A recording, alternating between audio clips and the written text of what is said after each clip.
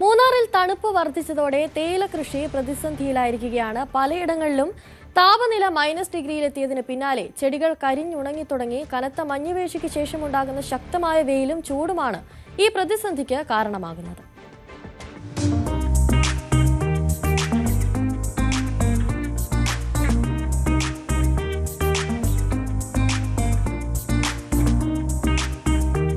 കഴിഞ്ഞ കുറച്ച് ദിവസങ്ങളായി മൂന്നാറിലും പരിസര പ്രദേശത്തും -ഡിഗ്രി താപനിലയാണ് സ്ഥിരമായി രേഖപ്പെടുത്തുന്നത്.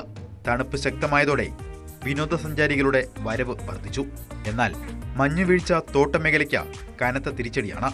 ഏക്കർ കണക്കിന് തേയിലച്ചെടികളാണ് മഞ്ഞുവീഴ്ചയിൽ നശിച്ചത്.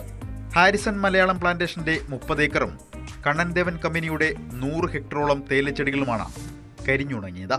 പുലർച്ചെയുണ്ടാകുന്ന ശക്തമായ മഞ്ഞുവീഴ്ചയും ഇതിനുശേഷം അതിശക്തമായ ചൂടും അനുഭവപ്പെടുന്നതാണ് പ്രതിസന്ധി സൃഷ്ടിക്കുന്നത്.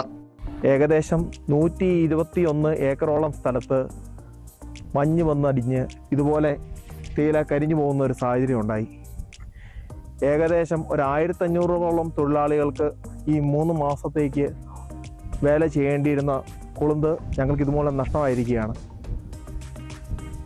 ഇത് എന്തായിരുന്നു സംഭവിച്ചതെന്ന് പറഞ്ഞാൽ, പൊതുവെ ഒരു 3 വർഷങ്ങൾക്ക് മുമ്പാണ് ഈ ഒരു എസ്റ്റേറ്റിൽ ഇതേ ഒരു അവസ്ഥ ഞങ്ങൾ ഫേസ് ചെയ്തിട്ടുള്ളത്. അന്ന് ഏകദേശം ഇത്രയും തന്നെ ഒരു 125 ഏക്കറോളം സ്ഥലം ഇതുപോലെ തേയില കരിഞ്ഞു പോകുന്ന ഒരു അവസ്ഥയുണ്ടായി. ഇത് മഞ്ഞും വീണ് തേയിലയുടെ മേളിൽ പൂർണ്ണമായിട്ടും ഈ മഞ്ഞുപാളികളാൽ നിറയുകയാണ് ആ ഒരു അവസ്ഥ വരുന്നത്.